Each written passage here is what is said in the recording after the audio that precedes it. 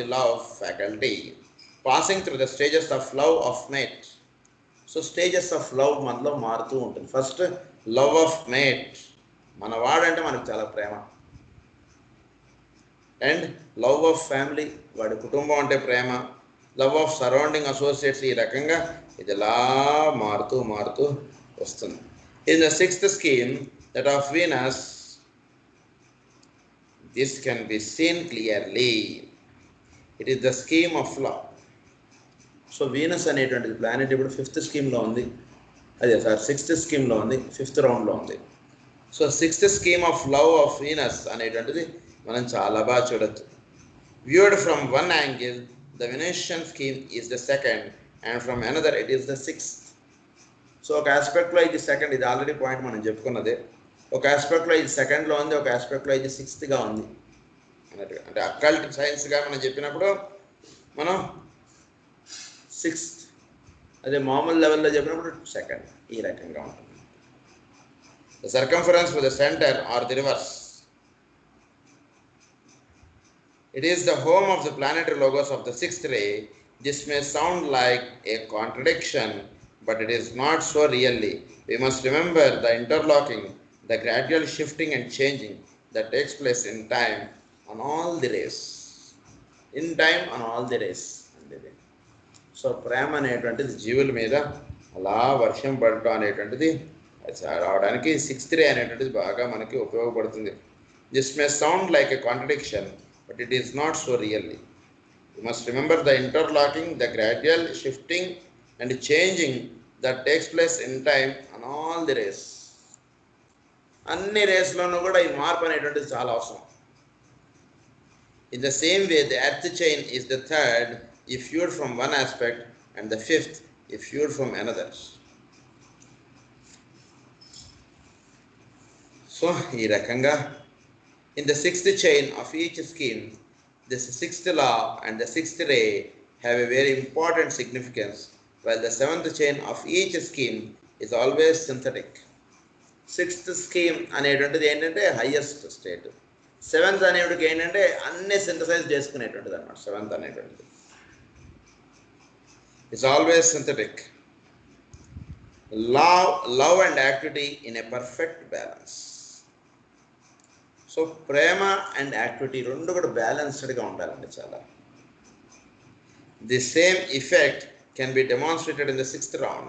In the sixth round of the perfect chain of the earth scheme, the sixth law will demonstrate with the great clarity and force as love shown in brotherhood.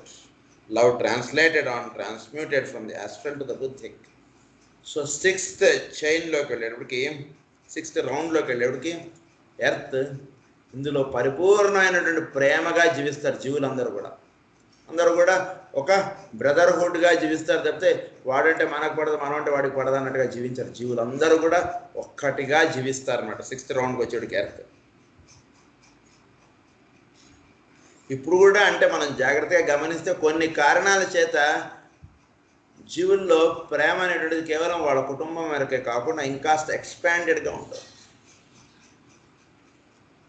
గతంలో చూస్తే కేవలం నేను నా కుటుంబం వరకే ఉండేది, ఇప్పుడు కాస్త ఎక్స్పాండెడ్గా ఉంటుంది. మనం ఇతర దేశాలు వెళ్ళినప్పుడు వీడు మన దేశం వాడని చెప్పి ఎదుటివాడిని వీడే పలకరించి, వీడే ఫ్రెండ్షిప్ చేసుకుని, వాటిని కలుపుకొని, వీడింట్లో ఏం ప్రోగ్రామ్ ఉన్నా వాడిని పిలుచుకుని, ఈ రకంగా ఒక కమ్యూనిటీ అనేటువంటిది, ఒక ప్రేమ అనేటువంటిది ఫస్ట్ ఏదో ఒక రీజన్తో స్టార్ట్ అవ్వాలి. ముందు ప్రేమ అనేటువంటిది with some reason it should start. ఏదో కారణం చేత వీడు మన ఆఫీసర్ అని ఏదో రీజన్ తోటి వాడిని ముందు ప్రేమించడం అనేటువంటి చెయ్యండి ముందు, అంతే. ప్రేమ అనేటువంటిది ఎప్పుడు మంచిది, మిమ్మల్ని సరైనటువంటి దారిలోకి అలా తీసుకెళ్ళిపోతుంది. ముందు ఏదో ఒక కారణం చేత ఒక ప్రేమ అనేటువంటిది జీవుల్లో తెలియకుండా అలా పెరుగుతోంది. నేను నా కుటుంబం అనేటువంటిది కాకుండా జీవుల్లో చాలామందిలో వాడు ఒక టీం లీడర్ ఉన్నాడు అనుకోండి, వాళ్ళ కింద ఉన్నటువంటి వాళ్ళందరూ కూడా వాడు చక్కగా వాళ్ళందరూ పని చేసుకునేటట్టు, వాడికి ఏ కష్టం వచ్చినా సరే వెంటనే వీడు అటెండ్ అయ్యి వీడు చక్కగా వాడిని చూసుకునేటట్టు, ఇలా కొన్ని ఫ్యాకల్టీస్ అనేటువంటి ఇలా వాళ్ళలో డెవలప్ అవుతున్నాయి జనాలు. ఇప్పుడు ఆఫీస్లో పనిచేసేటువంటి వాళ్ళందరినీ కూడా వాళ్ళకి ఏదైనా ప్రాబ్లం వస్తే వెంటనే వీడు కూడా హాస్పిటల్కి వెళ్ళి నీకు అన్న అవసరం అయితే నాకు ఫోన్ చేయి ఇలా చెప్పుకుని ఇలా ఇదంతా వస్తున్నారు. ఎందుకు వస్తున్నారు? Let it be with some reason, but the work he is doing is very great, appreciable.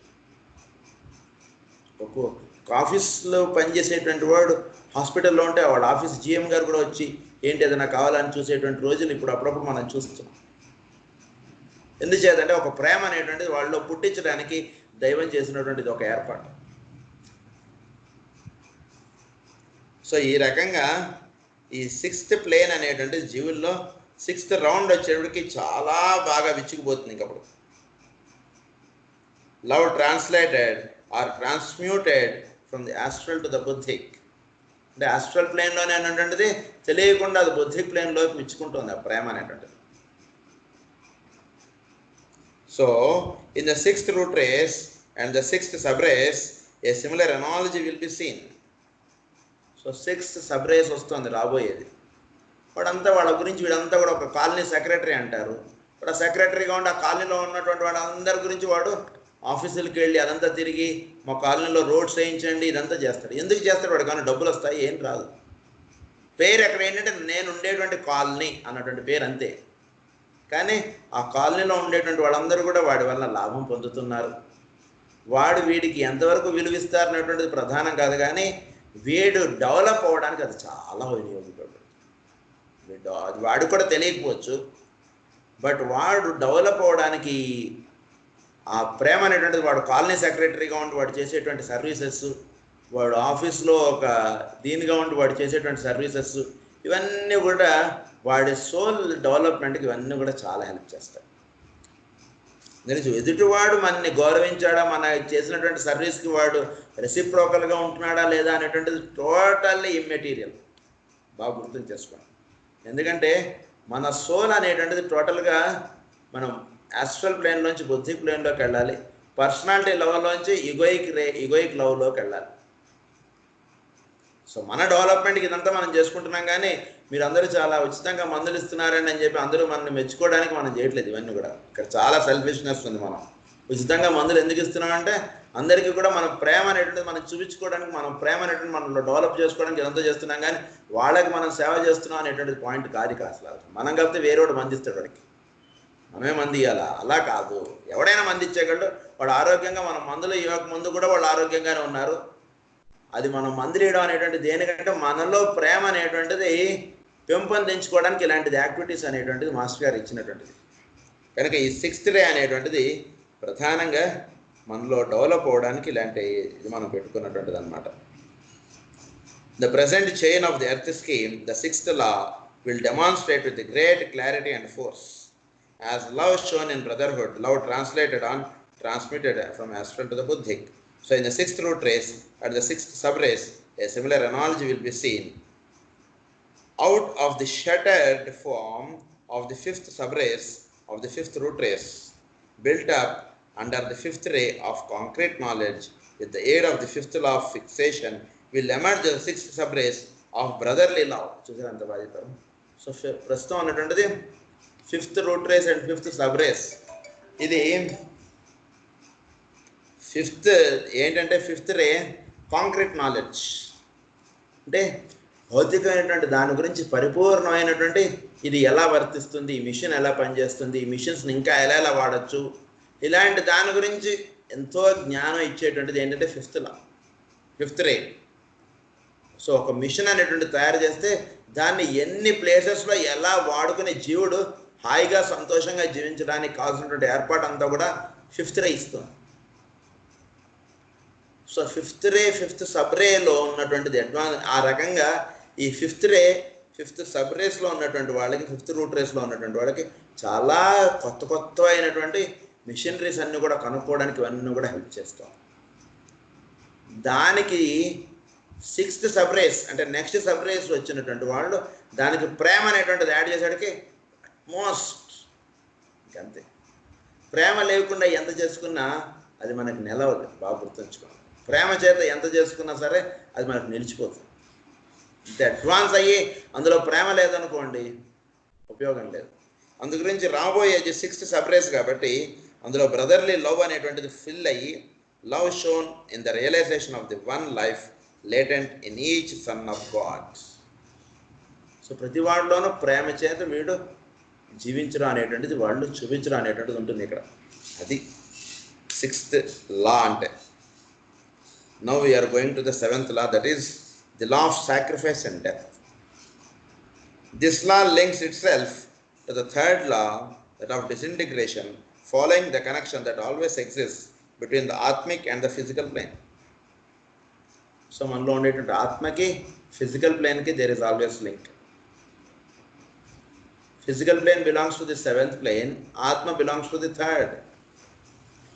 So ఆ రకంగా seventh law కి third law is the law of disintegration. ఈ రెండింటికి లింక్ అప్ ఉంది.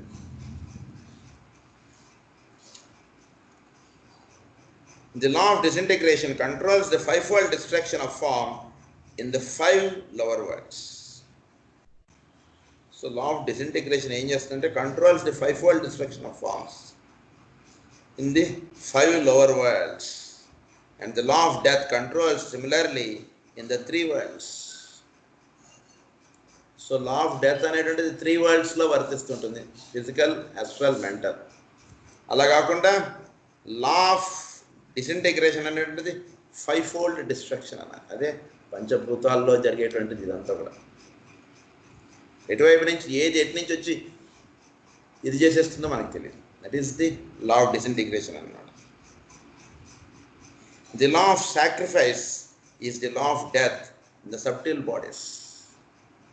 సో మహానుభావులు దేహం వదిలేశారట అంటే వాళ్ళు భూమి మీద ఒక తద్వారా ఏంటంటే కనుక భూమి మీద ఒక మంచి జరగడానికి కూడా వాళ్ళు దేహం వదిలేస్తారు. దాన్ని ఏమన్నారంటే సాక్రిఫైస్ అన్నారు. వాళ్ళు ది డెత్ అంటారు, వాళ్ళు that is called as the sacrifice. The sacrifice their body అంటారు. Is the law of death in the subtle bodies, while what we call death is the analogous thing in the physical body. This law governs the gradual disintegration of concrete forms and their sacrifice to the evolving life. So sacrifice అనేటువంటి దేనికంటే అనక it helps to evolve. బాగా గుర్తుంచుకోండి. So దేహం వదిలేసినందువల్ల ఏమవుతుందంటే the person will evolve and is closely linked in its manifestation with the seventh ray. This ray is one of that largely controls, that manipulates, that geometrizes, that holds sway over the form side, governing the elemental forces of nature. So seventh ray అనేటువంటిది చాలా పెద్ద ray. దీని రే గురించి మనం చాలా చెప్పుకున్నాం. It is works in the elemental form of life. ఎలిమెంట్స్లో పనిచేసేటువంటిది అదే మనం ది రేడియో యాక్టివిటీ ఇదంతా కూడా మనం చెప్పుకున్నది ఇందులోనే. The physical plane is the most concrete exemplification of the form side. The physical plane అనేటువంటిది ఫార్మ్ సైడ్ గురించి చెప్పబడేటువంటిది ఇది. It holds the divine life imprisoned or enmeshed at its densest points. So divinity అనేటువంటిది అబద్ధం పురుషం పశుం అన్నారు. దాన్ని పురుషులు దాన్ని ఇక్కడ ఏమన్నారంటే it holds the divine life impresent అన్నారు. ఆ పురుషుడు అనేవాడు ఎలా దిగొచ్చాట అంటే సప్తాశ్యాసన్ పరిదయ అంటే 7గా వచ్చాట. త్రిసప్త సమిధ కృత అంటే ప్రతి 7లోనూ 3గా వచ్చింది. దాన్నే 7 3 21గా వచ్చారు. త్రిసప్త సమిధ కృత అదే మనం చెప్పుకుంటాం. దేవా యజ్ఞం తన్వానా అంటారు. అంటే ఆ దైవం అనేటువంటిది ఇక్కడ యజ్ఞము చేయబడింది. అంటే సృష్టి అనేటువంటిది యజ్ఞం చేయబడిందిట. ఆ యజ్ఞమున ఇచ్చినటువంటి బలి పశువు ఎవట అంటే పురుషుడేట. దైవాన్నే తీసుకొచ్చి అక్కడ స్తంభానికి కట్టేశారట. ఆయన బలు పశువుగా పెట్టేశారట ఆ యజ్ఞానికి. అది ఏమిటి అంటే మనలో ఉండేటువంటి వెన్నుముక, అదే స్తంభం, దానికి ఆయన కట్టేశారట. అంటే ఈజ్ ఇంప్రెజెంట్ ఇన్ ది దాన్ని ఇక్కడ ఏమని చెప్తున్నారంటే it holds the divine life impresent. So దైవం అనేవాడు మనలో ఇంప్రెజెంట్గా ఉంటున్నాడు. Or enmeshed at its densest points. దానికి చిహ్నంగానే దైవం జైల్లో పుట్టాట అన్నట్టుగా మనకు చెప్తారు. ఎక్కడ పుట్టాడంటే ఇక్కడ జైలు. ఇదంతా ఒక జైలుగా ఉంటుంది మనకి. ఎందుకంటే ఫ్రీ ఎక్స్ప్రెషన్ ఆఫ్ డివినిటీ అనేటువంటిది మన ద్వారా జరగనియ్యం మనం. అందుగురించి దాన్ని ఏమన్నారంటే జైలు అన్నది, ఇంప్రెజెంట్ అన్నారు ఇక్కడ. And it works at this time in line with the seventh law. So ఇప్పుడు ఈ సెవెంత్ లా ద్వారా ఇది వర్తిస్తుంది. In a mysterious way this law is the reverse side of the first. So చాలా విశేషంగా ఉంటుంది. It is opposite to the first law. First law is the law of vibration, అంటే కదలిక అనేటువంటిది సృష్టించేటువంటిది first law, or the law of vibration. It is Vulcan and Neptune in opposition, which is as yet an almost incomprehensible thing for us. Okay, it is Vulcan and Neptune in opposition. Vulcan ante సూర్యుడు అన్నట్టుగా మనం అర్థం చేసుకోవచ్చు. And Neptune in opposition అంటే Neptune యొక్క race ఇది చాలా ఉంటుంది. అంటే ఏమిటిట అంటే నెప్ట్యూన్కి అపోజిషన్గా చెప్పబడిందిట అంటే ఏమిటి అంటే ది ఎయిత్, అంటే ది అండర్ గ్రౌండ్ థింగ్. పూర్తిగా అంటే జీవుడు అనేవాడు పూర్తిగా వాడి యొక్క అస్తిత్వం కోల్పోయేటువంటి స్థితి అది. which is as yet an almost incomprehensible thing for us. The densest form of expression on the physical plane is after all but a form of synthesis. Densest form అన్నారు, అదే దాన్నే నెప్ట్యూన్ ఇన్ అపోజిషన్ అని అన్నారు ఇక్కడ. అంటే that is the eighth. ఇది మనం వృశ్చిక రాశి గురించి ఈ పాయింట్ మనం చెప్పుకున్నాం, వృశ్చిక రాశిలో మనం చెప్పుకున్నాం. నెప్ట్యూన్ ఇన్ అపోజిషన్ అన్నటువంటిది ఏంటంటే నెప్ట్యూన్ అనేటువంటి వాడు ఏంటంటే పై లోకాల్లోకి మనకంటే 7 ప్లేన్స్ దాటి పైన ఇంకొక లోకం ఉంది, దాన్నే గోలోకము అని చెప్పి చెప్తారు. ఇదంతా మనం చెప్పుకోం. సో గోలోకం అనేటువంటిది అంటే దట్ ఈస్ ద ఎయిత్ లోకాది. అంటే 7 లోకాల్లోకి పైన మనకి ఇచ్చేటువంటి వాడు 8th లోకం, దాన్ని గోలోకము అంటారు. అందుకని దానికి చిహ్నంగా కృష్ణుడు వేసి కృష్ణుడి వెనకతలు గోవు వేస్తారు. కృష్ణుడి యొక్క వేణుగానం విన్నటువంటి వాడిని ఆయనలోకి తీసుకెళ్ళినటువంటి వాడు ఆయన ఎక్కడికి తీసుకెళ్తాడంటే ది ప్లేన్ ఆఫ్ నెప్ట్యూన్ అంటారు దాన్ని. దానికి ఎగ్జాక్ట్ ఆపోజిట్ ఏమంటే పూర్తిగా డెన్సెస్ట్ ఫామ్, అది పూర్తిగా భౌతికం, అంటే ఎలిమెంటల్ లైఫ్ అంటే వాడు నేను అనేది మాత్రమే ప్రధానంగా అది ఇక్కడ చెప్తున్నారు. సో ఇందులో ఏం జరుగుతుందంటే just as the rarest form of expression on the highest plane is but unity or synthesis of a finer kind. One is the synthesis of matter and the other is the synthesis of life. ఇక్కడ 2 ఉన్నాయి సింథసిస్గా. One is the synthesis of matter. మనలో ఈ matter అనేటువంటిది అంతా కూడా సింథసిస్గా ఉండి వర్తిస్తోంది దేహం అనేటువంటిది. సో మ్యాటర్ అనేటువంటి సింథసిస్గా లేకపోతే ఈ దేహం ఇలా ఉండదు, పడిపోతుంది, రాలిపోతుంది. ఒక ఐటంకి ఇంకో ఐటంకి మధ్యలో ఆ బంధం అలా పట్టి ఉంచడం అనేటువంటి జరిగింది. దాన్ని అస్థి భూషణుండు అంటారు. మనకి భాగవతంలో ఏమన్నారట, అన్ని శివుడిని ఏమన్నా తిట్టాట ఆయన దక్షుడు అంటే అస్థి భూషణుడు అంటే ఎముకలు వేసుకుని తిరుగుతాడు. అంటే ఎముకలన్నింటినీ మనలో అలా పట్టి ఉంచేటువంటి వాడు అంట. మన దేహంలో ఇవన్నీ స్ట్రక్చర్ని అంతా కూడా అలా మెయింటైన్ చేసేవాడు ఆయన. లేకపోతే ఇది జారిపోతుంది, పడిపోతుంది. అందుగురించి ఇక్కడ 2 లాస్ అని చెప్పారు. ఒకటి ఫిజికల్ స్ట్రక్చర్ అలా మెయింటైన్ చేయబడటం, ఒకటి సింథసిస్ ఆఫ్ మ్యాటర్ అన్నారు దాన్ని. ఇంకొకటి and the other the synthesis of life. So మన లైఫ్ అనేటువంటిది ఏమిటంటే ఇదంతా కూడా సింథసిస్. లోపల ఈ ప్లేన్స్ అన్నీ కూడా సింథసిస్గా ఉన్నాయి. ఒక ప్లేన్కి సంబంధం లేకుండా ఉంటే మనం వ్యవహరించలేం. మనలో ఈ 7 ప్లేన్స్ కూడా సింథసిస్గా వర్తిస్తుంది కాబట్టి దాన్ని ఏమన్నారంటే సింథసిస్ ఆఫ్ లైఫ్ అని అన్నారు. This law governs the 7th chain in each scheme. So ప్రతి స్కీమ్లోనూ 7th చైన్గా వర్తిస్తూ ఉన్నటువంటిది లా ఏంటంటే ఇది. Each chain having achieved the fullest expression possible in the scheme comes under the law of death. ఎప్పుడైతే 7 అనేటువంటి దాటుతారో then it goes into the law of death.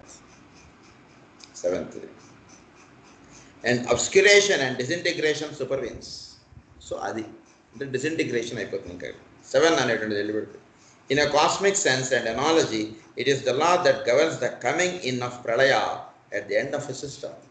So cosmic లెవెల్లో చెప్పబడినప్పుడు దీన్ని ఏమన్నారంటే ప్రళయ స్థితి. 7th ప్లేన్ అనేటువంటిది ప్రళయ స్థితి. It is the law that shatters the cross of the cosmic Christ and places the form of the Christ within the tomb for a period of time. ఏమన్నారు దీన్ని? It is the law that shatters the cross of the cosmic Christ. అంటే ఈ cosmic Christ అంటే ఏంటంటే cosmic ప్రిన్సిపల్గా ఉన్నటువంటి వాడు. వాడినే మన దాంట్లో ఏమని చెప్తామంటే వటపత్ర సాయి అంటాం. దాన్నే ఇక్కడ ఏమని చెప్తున్నారంటే it is the law that shatters the cross of the cosmic Christ and places the form of the Christ within the tomb. Places the form of the Christ. అది ఎలా పెడతారట? ఆ డబ్బాలో పెట్టేస్తారట. Form of the Christ within the tomb for a period of time. కొన్నాళ్ళు మళ్ళా ఆయన లేచేస్తాడు. అది the principle of mutation.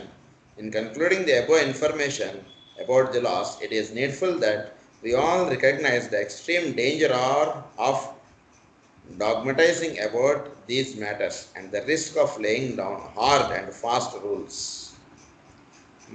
Much must remain unexplained and untouched, and much also will serve to raise only questions in our minds.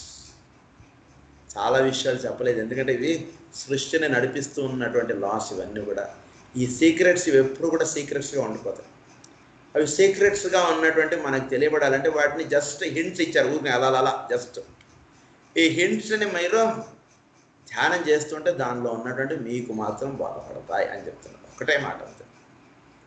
అంటే ఎవరికి బోధపడతాయంటే కరెంట్లో ఉన్నటువంటి secrets అన్నీ కూడా ఎవరికి, మనకు కరెంట్ ముట్టుకోవాలంటే మనకు చాలా భయం, ఎందుకంటే అది ఎక్కడ షాక్ కొడుతున్నారు. అదే ఒక ఎలక్ట్రీషియన్ వచ్చాడు అనుకున్నాడు, శుభ్రంగా వైర్లు అవి అన్నీ కూడా టక్టగా చేసేస్తున్నాడు. ఎందుకంటే వాడికి ఆ సీక్రెట్స్ అన్నీ తెలుసు. సీక్రెట్స్ని దేనికి వాడుతున్నాడు వాడు అంటే కనుక అందరికీ చక్కగా కరెంట్ వచ్చేయడానికి ఉపయోగపడడానికి వాడు ఆ సీక్రెట్స్ అన్ని వాడుతున్నాడు. అదేవిధంగా సృష్టిలో ఉన్నటువంటి రహస్యాలు ఇంకా మనకు తెలియబడతాయి. ఎప్పుడు తెలియబడతాయంటే సృష్టిలో ఉన్న రహస్యాలని మనం తెలుసుకుని నలుగురికి మనం ఉపయోగిస్తున్నప్పుడు ఆ లాస్ని అవి ఇంకా వాటి గురించి ఇంకా మనకు బాగా తెలియబడతాయి.